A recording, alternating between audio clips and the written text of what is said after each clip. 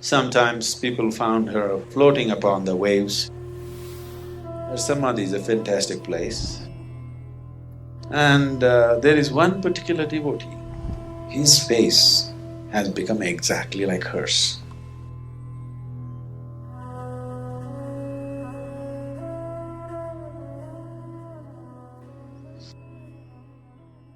Maямma was…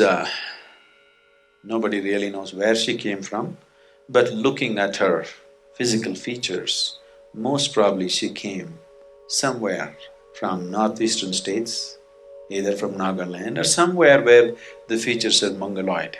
She could be from Tibet for all you know, because I think she never spoke, is that so? She never really spoke.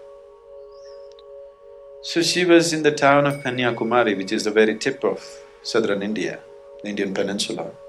So she just wandered the streets like a beggar. She walked around, but with a different kind of pride in her. And all the local dogs gathered around her and became her friends. So she had built a whole dog family because she fed them. Whenever she got any food, she naturally fed them, even if she didn't eat. So she went to such extremes.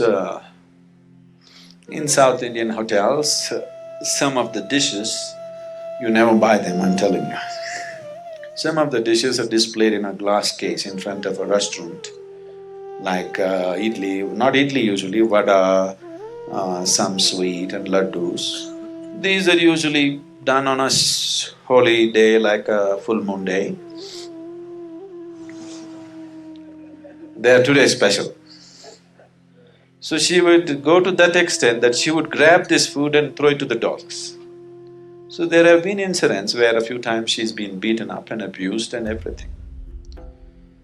So she was getting the social harsh treatment because she's seen just as an irresponsible thief, not as a saintly person, because nobody could see anything saintly about her. Because a saint means he must be dressed in such a way, there must be 3 lines on his forehead and he must say the right things and you know and he must be lifeless. But she is punky But sometimes people found her floating upon the waves. She was just floating upon the waves. That amazed people and they started looking at her with little more respect. Later on, some person who was involved in her old age, he brought her to a place called Salem and she lived there and she died there. She left her body there. Her samadhi is a fantastic place. Fantastic means not in any way, it's just one cement thing, very barely built, a small house, but it's really strong, strong it is. So I happened to be in a small hill station which is close to this place. And that day happened to be a Paurnami, that is a full moon day. So somebody was talking about this Maямma, her samadhi, and many things I had heard about her from many people. So we thought we'll drive down from the hill and just go there because it's Paurnami evening, let's see. And somebody came and said there's something special happening there on Paurnami evening. So when I went there at 5:30 in the evening, there was nobody. So we went in and sat in a small room, just 10 by 10 kind of room with a large picture of hers. She looks totally weather-beaten like most of the Tibetan women, just about the same kind of face. But it's explosive, that place. And there is one particular devotee. This is a man about 50 years of age at that time. His face has become exactly like hers. This man is a Tamil man. He can't have Tibetan or Nepali or Nagaland features. He's a Tamil man. His face is almost like hers. Just the same his face has become. This is what devotion can do. Devotion is always the quickest way because when you create unwavering emotion towards something, everything in you just gets focused. Not just your emotion, your mind, it takes it off completely.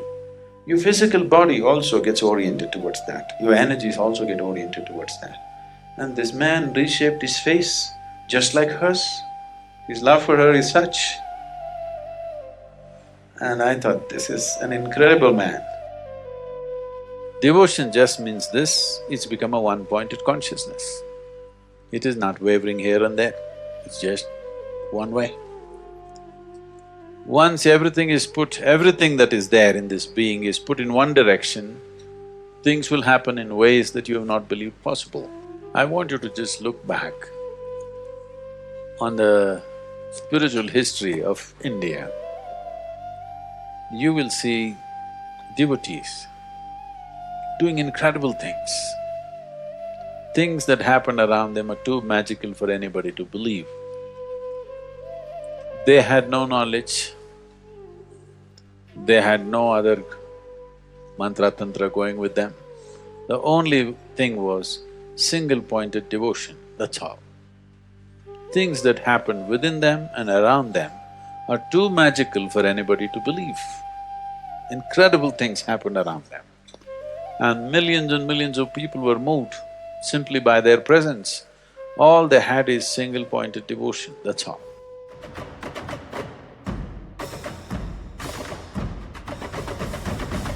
Whenever I went, I go with some fruit, he gives me a can of wild honey from the place. He said, I want to die as a yogi, not as a rogi. When about 55 people were there to witness this, he just sat there and he left.